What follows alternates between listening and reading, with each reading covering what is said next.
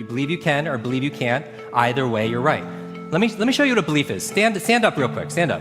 I'm telling you, it's in your body. You have so much intelligence in your body right now. I'll prove it to you. Jump up and down a little bit, and make a little space from the person next to you if you can. So if you went like this, you're ideally not going to take anyone's eye out or anything like that.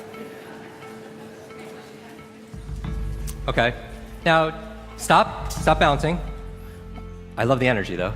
Notice where your feet are. I want you to keep your feet stationary the entire time. And what I want you to do is with your right hand, just point forward with your right hand. All right, forward with your right hand. And what I want you to do is without moving your feet, just turn to your right, clockwise, as far as you could go, and notice where you're pointing as you take your neighbor's eye out. Notice how far you could go, notice where you're pointing. Notice the exact spot. Come back center. Now put your arms down. Now I'm gonna take you through a really quick visualization exercise. So take a deep breath, exhale, and close your eyes. Put your arms by your side, out of your pockets, by your side, and breathe normally. And with your eyes closed, we're gonna play a game.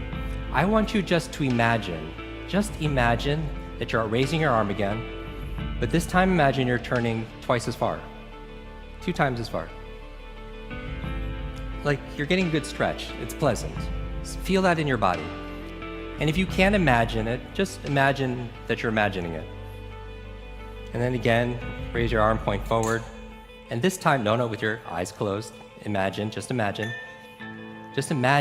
just in your mind, see and feel yourself turning 3 times as far. Just feel it in your body with your arms by your side. Just imagine turning around 3 times. And then one more time with a smile on your face, thinking, what does this have to do with learning faster? See and feel yourself turning 4 times around in your body. See and feel yourself turning 4 times around like you're Gumby, like you're made out of rubber. Great stretch. All right, open your eyes. Now, raise your arm again, point forward with your right hand. Now turn to your right now, as far as you can now go. Wow. Raise your hand or make some noise if you went further a second time. Have a seat. Now, some of you went further. Some of you went 25% further. Some of you went 50% further. Yes? Raise your hand if you went further a second time. Now, here's the magic question, right? That you know I'm gonna ask you even before I ask it. Were you physically capable of turning that far the first time? You're physically capable of it. Where was the block or the limitation, if there was one? Where was it? In your mind, right? In your mind. What did Roger Bannister do in 1954? The 4-minute mile. Throughout human history, nobody could run a mile in less than 4 minutes. Why? They didn't believe that they could. In fact, what was the belief back then? It was impossible. You would die. The human heart was not capable of running a sub 4-minute mile. It would explode in your chest. Now that was the belief. Would that keep you from running a 4-minute mile? Like, I'm a runner, that would keep me from running, period, right? And so it's interesting, how he actually was able to do it is he actually visualized himself crossing the finish line and seeing it says 3:59.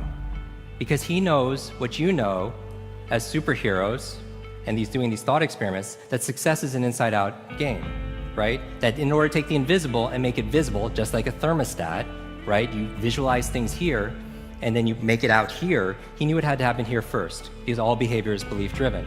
Now, that wasn't the interesting thing to me. Just like when you did the turning exercise, that's what he did, the equivalent.